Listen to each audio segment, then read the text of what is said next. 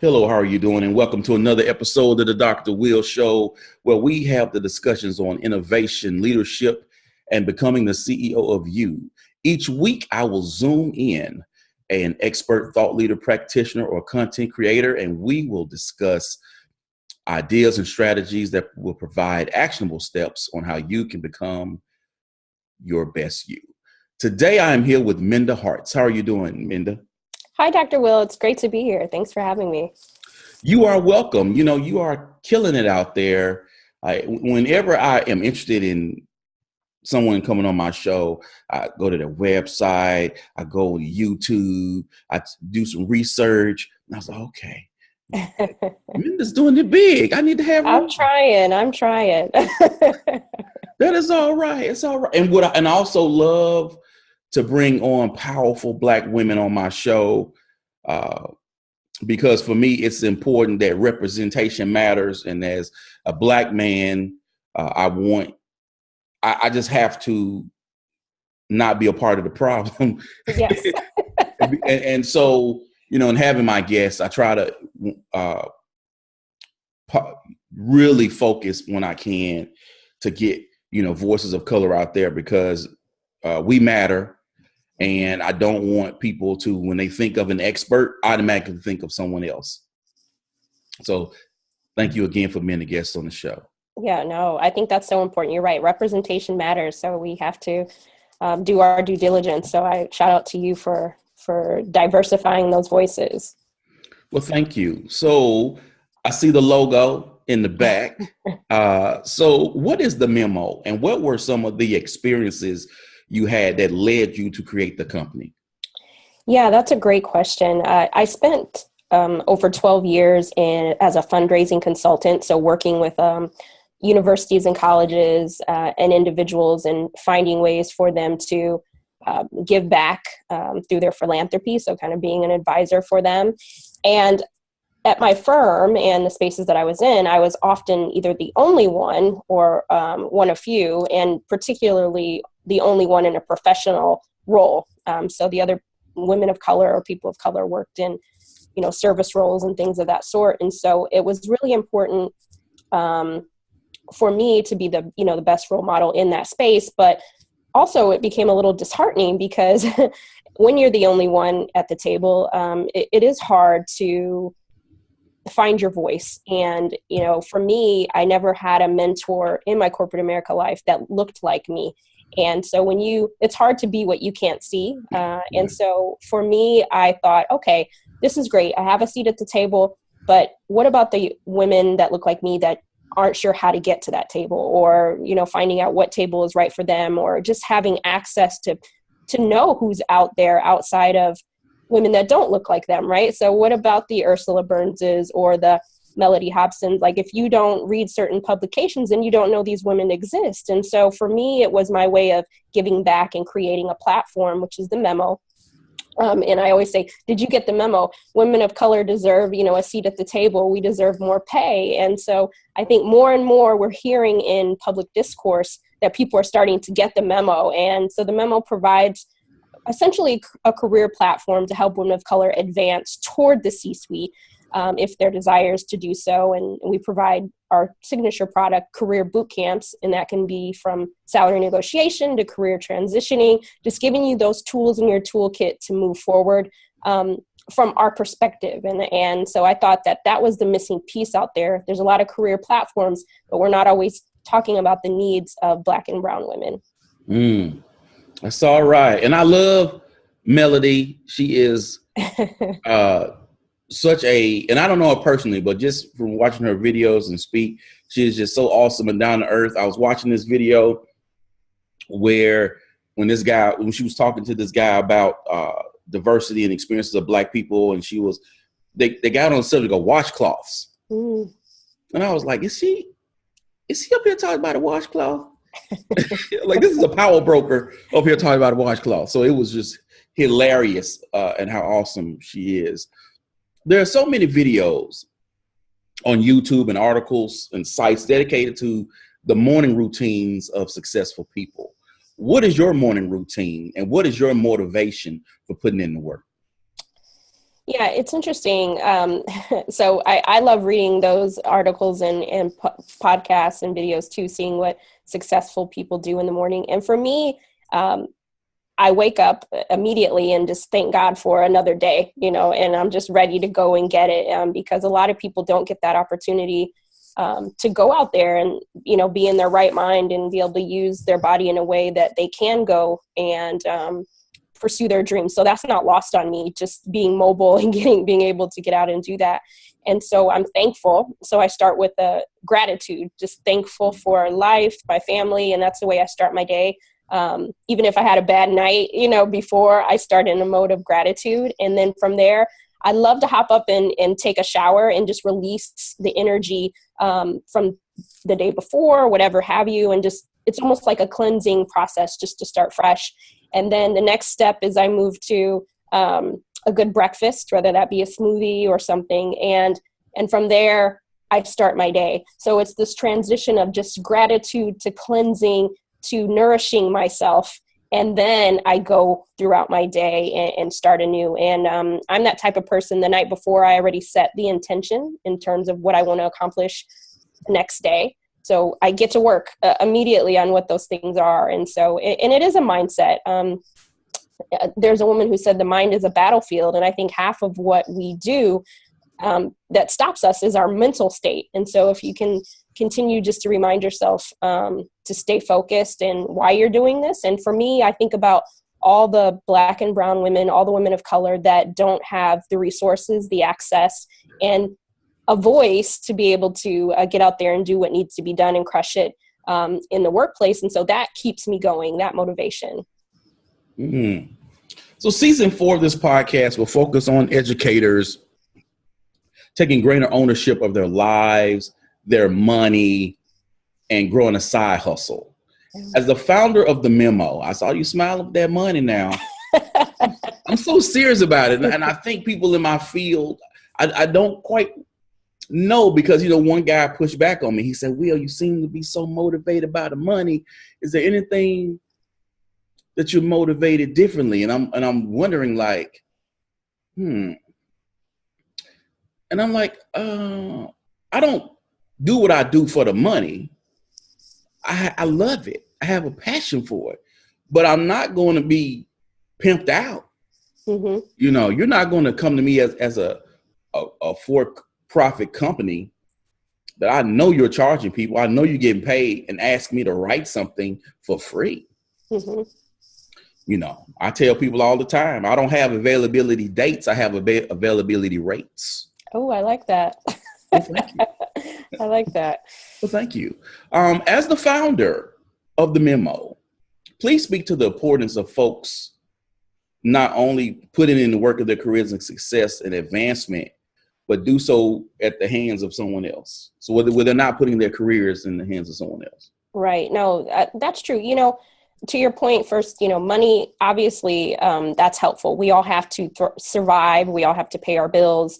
And some of us aspire to go on trips and help our family and other people. And so, you can't do everything for free. And also you have to know your worth so that you get what you would just, I still use the word deserve. I know people push back on getting what you deserve, but I think if you put the work in, the equation is that you should be paid for that. And as a startup founder, there's a lot of things, I've had to do for free, but with the intention that hopefully it leads to some other things. But I can never pay my bills and run a successful business and pay other people if I don't value money and I don't have a positive relationship with it. And I think a lot of people have a negative relationship with it because it's something that they're either not used to having, right? Or when they get it, they don't know how to manage it correctly. And I think that money is a sexy thing. Money is a beautiful thing. And when you learn to have a good relationship with it, then you can say, yes, I do like money. And there can be no shame in that because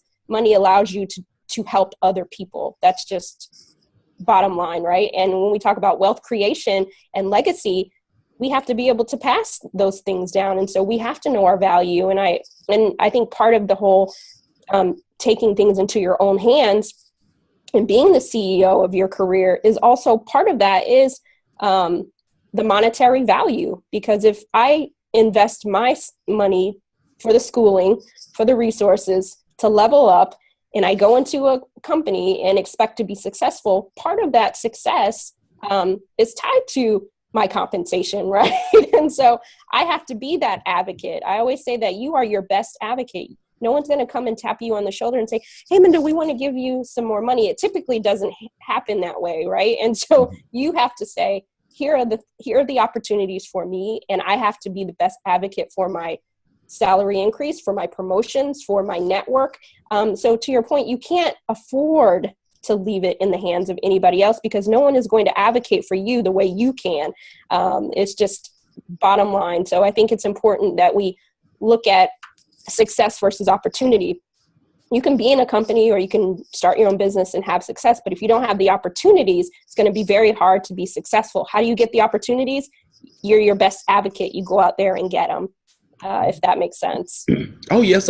And I want to throw this out there to you because there are a lot of people who they'll get that corporate gig and they'll work and then they'll get to a certain point, see where their money is, know that their money isn't where it should be. There's no equity in their pay.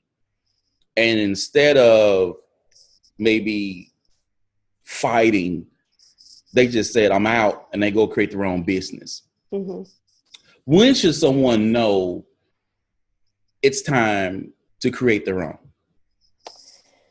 That's a hard question because everybody is at a separate starting point, right? I mean, I think that for most of us, there should be an expiration date on certain things that we do. And I think we have to listen to our gut and know when it's time to fold them. Like Kenny Rogers said, you got to know when to. And I think sometimes we exhaust our possibilities because it's safe, because it's comfortable, and there's nothing wrong with that. And then we take a big risk, like starting our own company, which again, there's nothing wrong with that. But I think that we also need to just pay attention to dates. And I say the expiration date. So you may be some people are at their companies way too long, right? They should have made that leap 5 years ago or last year. And then it's going to be that much harder when you do make the leap because you weren't, again, money comes into big play here because if you start saving, when you do make that leap, it won't be so difficult because you'll have a stash on the side and move forward. So I think that also too, when you're working as a business and you find that maybe it's not being successful, that also too has an expiration date. So I think that we just have to look at how our seasons are. There's certain seasons for growth, for hunkering down and, doing the research. So paying attention to the dates and knowing when it's time to either move forward or pull back or abort the mission altogether. And I think that those are just the signs in life that I think work really well in knowing when to stay, when to go, or when to pivot, right? And I had to learn that because I when I got my second bachelor's, I went to start my own business. And I was doing certain things, okay, but no money was coming in. And I was like, you know what? I like stuff like insurance and a steady paycheck. Yeah. And so, that's when I actually, got a job, and from there went on to get a bigger job. And now I say to myself, I don't think I'm cut out for the full-time entrepreneurship. I like the side hustle because I like to explore different passions and get that extra money coming in, but I also like to know every month this is coming. Like that provides me comfort that every month this money is coming in, though I do understand that at any time, they could come to me and say, well, you're no longer needed, which is why I put money away. But, people have to understand, because there's a lot of glamorization with becoming an entrepreneur, but that's work on another level. My side hustle is work, but so I can't even imagine what it is, day to day. Right. Absolutely. I agree with you. I mean, it's tough. I think there is this glamour side of entrepreneurship. Now when you go out to a networking event, it's like the cool thing to say you're an entrepreneur or you have a startup. And I think, the cool thing is when you find success and you find customers that are paying for your product. And that's when it becomes cool. It's hard work And that's one of the things that at the Memo, I'm really intentional. Yes, I did start a company, but I also feel like we need women to stay inside these companies so that we have a voice, so that we have a seat at the table, so that we can affect change. If we all leave to go start our own companies, then we'll never get another African-American, woman CEO of a Fortune 500 company. Some of us, our duty and quite frankly, our assignment is inside these companies. Not everybody is meant to do all the same things. And I know as African-American women, they're saying more of us are leaving to start our own company. But I think a lot of that is tied to not being satisfied within the company. So if those companies can find ways to retain and advance those women and provide an opportunity to the table or to an executive role, management role, then I think more of us would stay. But I think a lot of times we leave companies to start our own because out of frustration, not necessarily because it's a passion, and I think you have to understand the difference between the two. Mm-hmm, mm-hmm. And the work that you do with women in terms of getting a seat at the table, even in K through 12, where there are more female teachers than male teachers. But when you look at the administrative level, that comes with greater visibility and greater financial security, you find more men there. What steps or strategies should those women or women who work in other industries take to get to that next level? Yeah, so it's two-part. I think some of it is, I'll start with us. So you mentioned being the CEO of your own career. Regardless if you are an actual founder of a company or you work as an entrepreneur inside someone else's company, I think that it's important to still have a game plan on your success, on your strategy for where you want to move forward. And I think I often tell women, we have to sometime level up. So having a seat at the table or moving up to a principal or a superintendent or wherever you want to move up to, some of that requires us to have additional skills. So maybe that's public speaking. If you're not comfortable speaking in public, it's going to be hard to have that seat at the table and be effective the way you'd like to be if you are scared to speak up. So maybe you need to go and take a Toastmasters course, or you need a Memo career boot camp on public speaking, so those things that we can do, because some people they never hear you speak. They're like, oh, she's a good employee, but I don't know what she thinks. I don't know where, I don't know her like that. And so I think some of that plays into it. I think workplace politics, obviously there's systems in place that, kind of keep people down, and we don't necessarily work in a meritocracy where good work moves you forward. And so you, again, have to be your best advocate and network within your company. We talk a lot about networking externally, but a lot of success comes from networking internally. Who are those people that you need on your team? Is it the executive assistant of the CEO? Is it the HR person? Be strategic about, just like I put together a business plan at the Memo, put a business plan for internally for your company. Who do you need on your team? Okay, where do you want to go? And also another thing is be vocal. Your manager, if they're a good manager, they'll invest in you the way that they should, but they aren't mind readers also. And so you have to say, this is what I want. This is what I'd like to work toward. Could I have projects that would allow me to increase my skill set in this way? Now, if you've maximized all those opportunities and you're still not getting what you want, then you have to think, okay, maybe this is not the table I should be striving for. And I need to go to another school district, or I need to go to another company. It's almost like Cinderella, that glass slipper. Sometimes we have to try a couple of different ones out before we find the right fit, and don't be afraid to do that. So invest in yourself in that way. So let's stick with investment. We're in the new year, and it happens every year. Hey, the gyms are full right now. People are out there, they're trying to fulfill these resolutions, they're doing all of these things, but all of a sudden things kind of tail off and they lose sight of their vision. How can people mentally stay in the game, create a plan, and make something happen, for themselves to create their own opportunities? Yeah, that's a great question. I think that like you said, we're oftentimes very tied to this, like 2018 provides a win, whatever that theme is, right?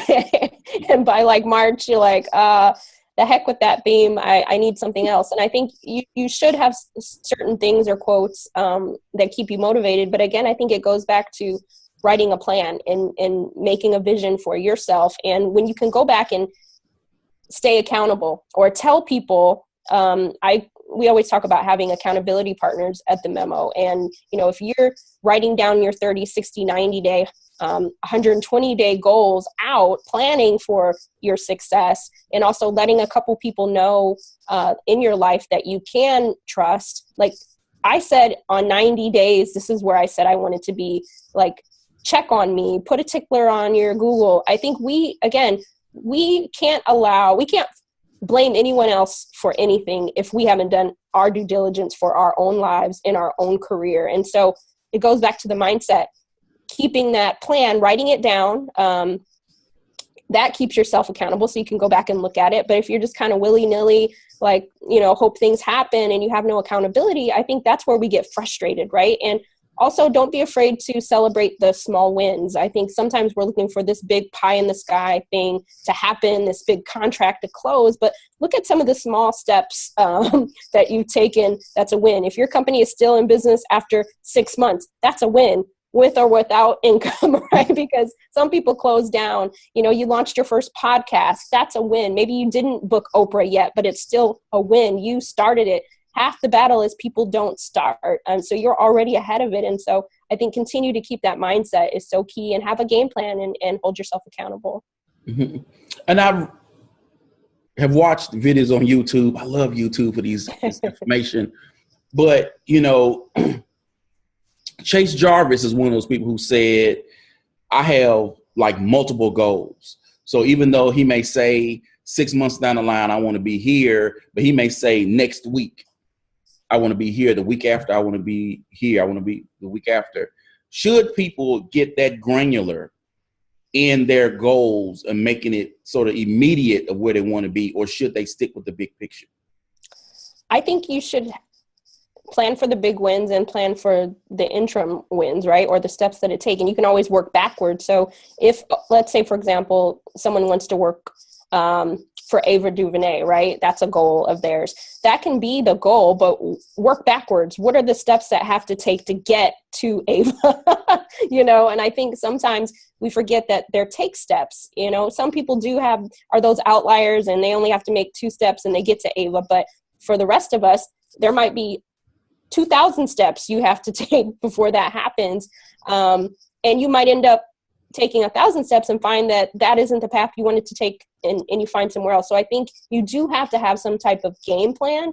Prime example is, when people always ask you, what do you see for the Memo in 5 years or 10 years? If you say, I don't know, or if I say I don't know, then people think that I'm not serious about my company. So I think, or what would you like to see happen in 30 days? Like, I think when you have those, then you can count the milestones. And again, it keeps you motivated. It keeps you resilient. You are reminded why you get up every day to bang your head against the wall, why you get up and you do this. And I think that you have to have a plan. If you're serious about something, you're going to have an action, and you can check them off as you go. You could do it old school style, or, there's a lot of apps on there to do that. But I think you have to continue to remind yourself why you do it, and also be able to chart your progress. So when you write that big book or you get an interview like this, you're able to go back and say, these are the things that like helped, or lessons learned.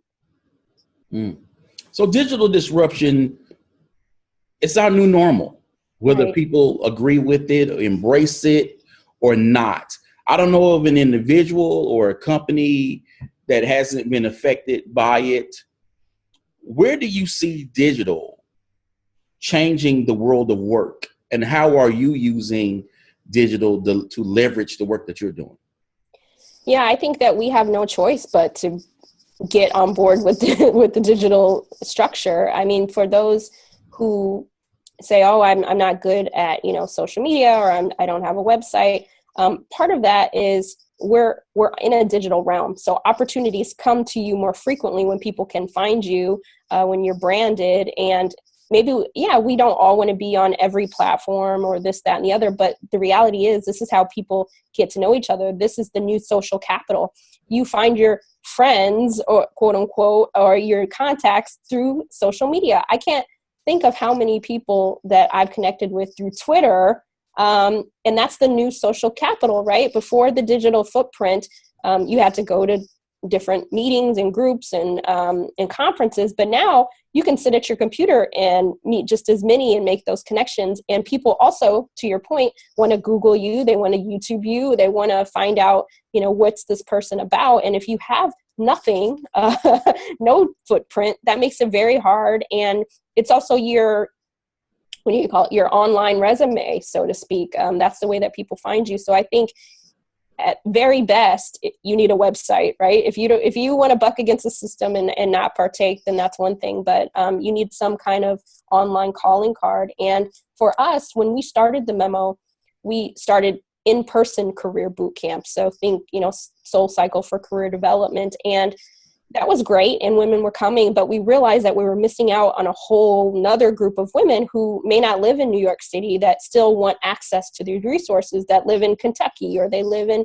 New Mexico. And so we had no choice but to adapt a vertical for online and have a presence. So now we do our online career boot camps. We do our online speaker series because we can reach more people. And now people can, now that woman in South Carolina, she can, be a part of it and build her community and network. So I think it behooves all of us to definitely get with the program, invest in social media, invest in a website. It can be a simple website. You don't have to have, an Airbnb website right away. You got to start somewhere. But I think that if you don't have an online calling card, it's going to be hard to move forward, and you're going to be, left behind, kind of like blackberries. You have to advance, and you have to see the trends. Ooh, BlackBerry. It's funny because that phone used to be hot, but it was so simple. I miss Blackberries, to be honest. But and the Palm Pilot, you think about those. I mean, if you don't follow, I'm not saying that these companies did not do that, but there was a trend, right? And if you're not following the trend, then it's easy to be left behind, or allowing someone else to come and disrupt your industry, like many others did. So I think it's important to stay involved. And quite frankly, I find so much, I don't know about you, Dr. Will, but I find out so much on just being on social media. I find out what the trends are and what the conversation topics are. So it keeps you in the know. Mm-hmm, mm-hmm. And it was, I love it. I mean, I actually wrote my dissertation on teachers using Twitter for professional development. And so it's been a great networker for me because, my visibility and side hustle grew because of relationships that I built on social media, that these people then offline were able to say, hey, you're coming to us for an interview, but you need to interview him. Mm-hmm. And then I'm like, oh, okay, all right. And then things started coming. And that's when I started to say, where's my check? I love it.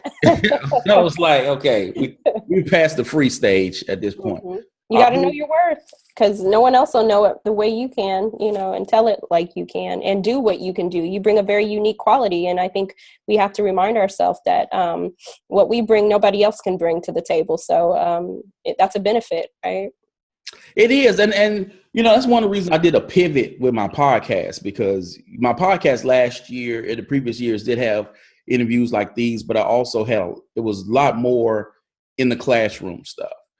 And then I got to a point to where I was like, I don't need to be that podcast anymore. There are a lot of educators out there who are better than I am, and they do it better than I do in those areas. And I'm going to let them have it. Go shine, people. I wanted to go, okay, what is missing in our sphere? And it's really people talking to educators about career, about money, about entrepreneurship. So that's why I'm doing these shows about, I'm going to be doing stuff on credit and debt. I've done an episode on how to buy a house. I haven't released that yet, but, to understand, because I've told teachers, just because you're an educator doesn't mean you need to be broke. And that's how we need to think of this I know we're an educator and it's a noble profession, but as people have told me, you can still do good and still get paid. That's what I hold on to. People always say, why do you say you're a social entrepreneur? And I said, because I'm doing good, but we're for profit. So, and the good that we can do, we still should be able to invest in ourselves and invest in other women. I think when we get out of this mindset that we have to be like self-deprecating and we can't get money and all these sorts of things, I think that's not having a good relationship with money, because money is not the root of all evil, right? It's the people who and how they manage it and what they do with it. Money is just the catalyst to be able to do so much more. And so I think it's great that you're also diversifying the topics that you bring your community. Well, thank you. I just want to tell people, we have the model, Oprah. Yes. I just love, when I read that story about how Weight Watchers went to her and it said, well, you'll endorse. She said, well, I will for a piece of the company. I said, ooh, that's a power move right there. That's a power move. We have to find more ways to do that. Even, Oprah, you think she's a billionaire, right? But she's still not leaving anything on the table because she knows her worth. And I think we have to, regardless if we're at Oprah's status or we're at the status we're at now, we still have a worth. And we have to honor that and be true to ourselves. Yes. This has been a great conversation. Thank you, man. I'm enjoying it too. Thank you. You're welcome. I want to throw this out there to you because there are going to be people who, whether they listen to this podcast or they have seen you on other videos or they see you on Twitter, and they're going to say, what do you mean I can do this? You're Minda Harts. They just don't think they have it in them. Mm-hmm. What do you say to that person to get them to believe in their own power so they can begin to do the work of putting in the work? Yeah, that's true. And that's not lost on me too, that not everybody is born with that go get it hustle mentality, and nor do you have to be. I think that what I will say is, for me, that's just in my DNA. That is the person that I've been. Ever since I was a young girl, I've had very entrepreneurial type mind. And so I've always wanted more for myself. And I think as long as you have the desire there, and you take the steps, that's why I was talking about putting a plan in place. I was the first one in my family to graduate. I come from a family that on a good year, we might have, with combined incomes, $20,000 a year in my family. So I don't come from money by any stretch of the imagination. But what I did have was the bandwidth and the understanding that I knew that there were opportunities out there that would allow me to pursue my dreams and my goals. And that's what I did. And so I encourage those people out there listening that you don't have to come from an Ivy League background. You don't have to come from trust fund world. You can, and all of those things are great. And we hope that we can leave some of that behind for our generations. But as long as you have the desire, and then also to kind of throw in a little biblical reference, faith without works is dead. Like if you have the desire, but you got to go plant the seeds, you got to get out there and meet people and network and put yourself out there and let them know what you're doing so that you have the opportunities. And so that's what I did. Worked really hard, and I still work hard, but went to college. My path was education because I felt like that was the means for me to be able to get to these next steps. And then I got my foot in the door, and then I worked really hard from there. So I think you can't get to where you are without putting in the work.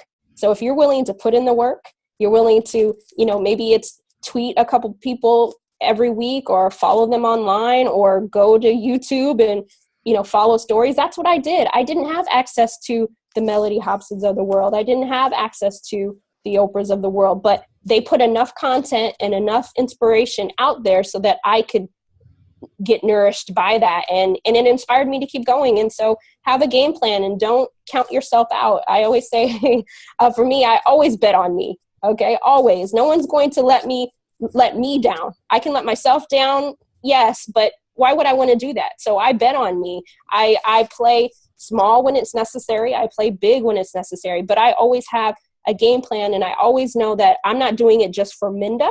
I'm doing it so that the next generations have access to people like me, or they have tools and resources like we're having these conversations now. So when you think that it's bigger than you and you're not doing it from a selfish place, the world will open up to you. And I know that might sound kind of like guru type, pie in the sky, but I really do think there's there's no like, your path, Dr. Will, was your path, right? My path is my path, but there's some threads of hard work, putting yourself out there, doing your due diligence that breeds success. But if you don't do anything and you just think about woe is me, then no, you're not going to get to that place. So you have to move. You have to put some action. The rapper Jay-Z said, "I'd rather live enormous than die dormant." And so you owe it to yourself to go out there and live and breathe and access. With the internet, there's no way you can't put your plans into action.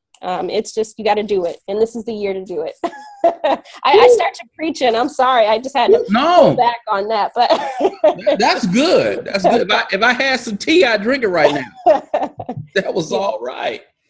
So before we go, how can people find you and work with you? Yeah, so I am mostly active on Twitter, I would say, but on across platforms, Minda Harts, MindaHarts. Find me there.